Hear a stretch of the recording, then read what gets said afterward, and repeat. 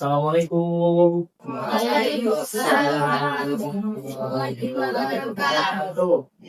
Baik, mahasiswa sekalian, sebelum kita mulai pembelajaran, marilah kita awali dengan baca doa. Ketua kelas, Fadli, silakan pimpin doa. Berdoa mulai.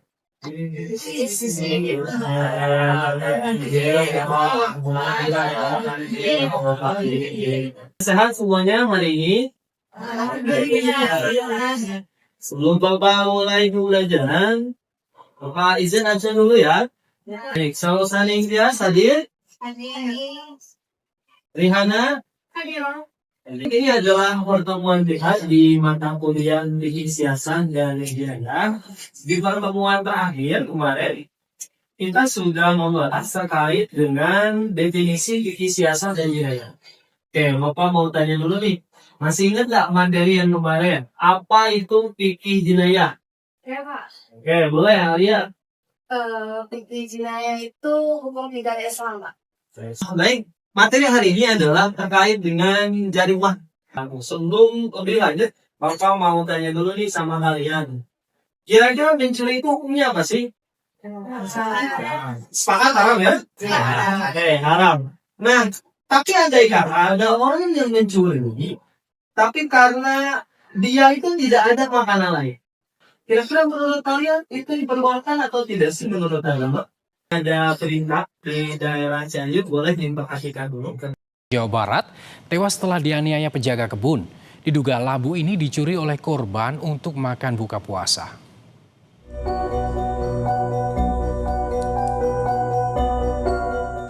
Gara-gara 2 buah labu siam ini, nyawa seorang pria di Cianjur, Jawa Barat melayang.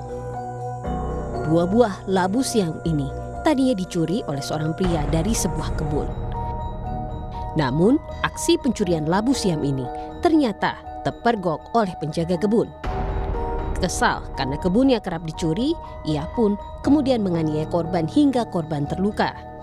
Korban yang tak segera berobat pasca penganiayaan kemudian mengeluh sakit di kepala. Korban akhirnya dilarikan ke rumah sakit, namun nyawa korban tak tertolong. Untuk menyelidiki kasus ini, polisi telah memeriksa penjaga kebun. Korban ini ketahuan, kemudian lari, kemudian dikejar oleh pelaku sampai di depan rumah korban, dan akhirnya dapat hingga terjadi pemukulan. Berdasarkan keterangan pelaku sudah 3 kali dengan dari yang kemarin ada 1. Polisi belum menetapkan tersangka dalam kasus ini. Polisi masih menunggu hasil otopsi untuk memastikan penyebab utama kematian korban. Apakah benar karena penganiayaan atau karena penyakit? Anggariadi, Kompas TV Cianjur, Jawa Barat. Bapak akan bagi kalian menjadi 3 kelompok ya. Ini kelompok pertama, ini kelompok kedua, dan ini kelompok ketiga. Boleh duduknya melingkar. Silakan didiskusikan.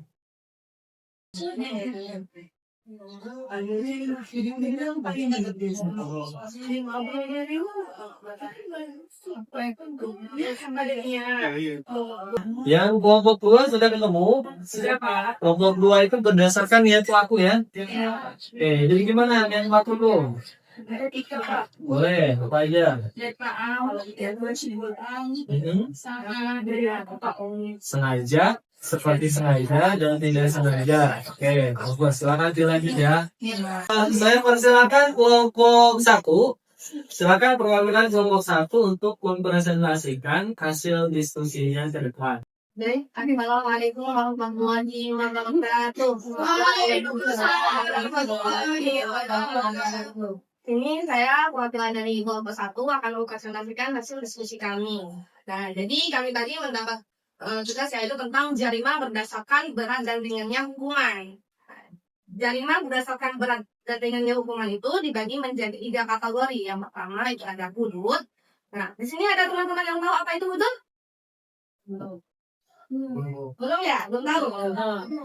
Oke. Hudud itu ialah hukuman yang paling berat itu karena dia sudah ditegakkan di dalam Al-Quran oleh Allah Subhanahu Wa Taala. Jadi dia tidak bisa diubah. Seperti hudud tentang pelaku zina, qazaf dan lain sebagainya. Kemudian itu tentang pembagian jarima yang kedua itu ada qisas. Nah, qisas itu hukuman timbal balik.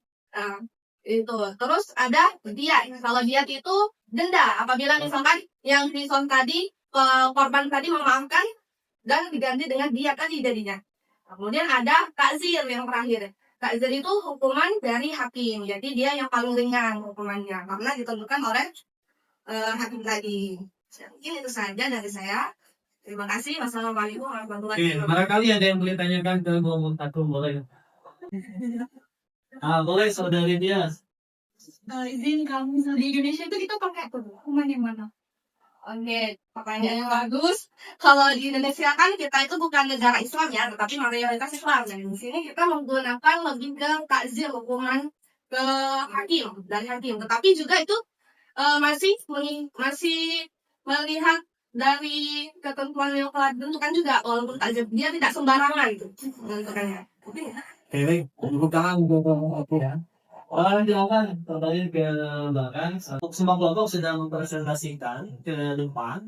Nah, jadi kita kembali lagi ke video yang tadi nih terkait dengan kasus pencurian di Kabupaten Cianjur, mencuri 2 buah bambu, kemudian dia dasarnya tentu bukan untuk pakaian ini, tapi untuk menyelamatkan diri. Menurut kalian mencuri 2 buah bambu itu hukumannya kalau dari 3 tadi itu masuk kisos, hudud atau apa aja sih?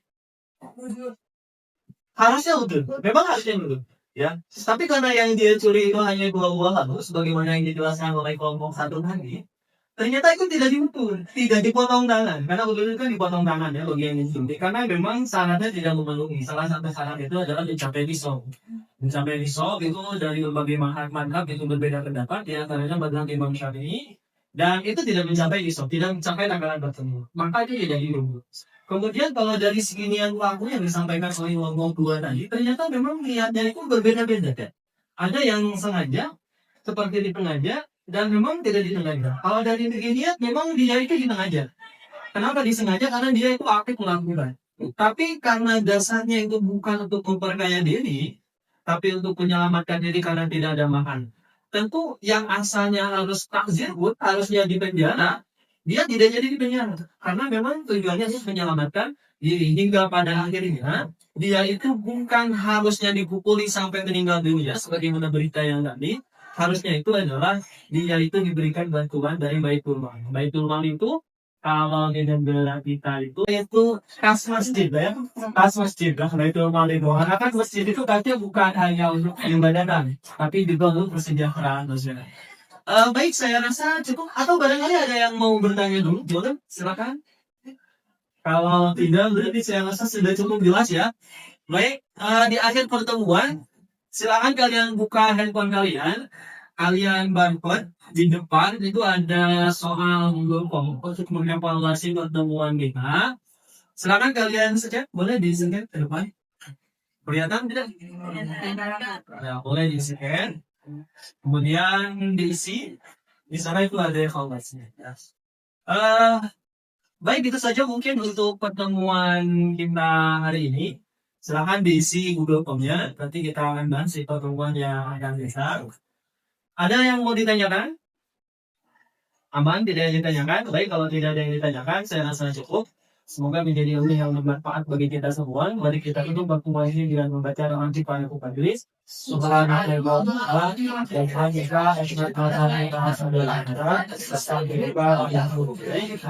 Assalamualaikum warahmatullahi wabarakatuh.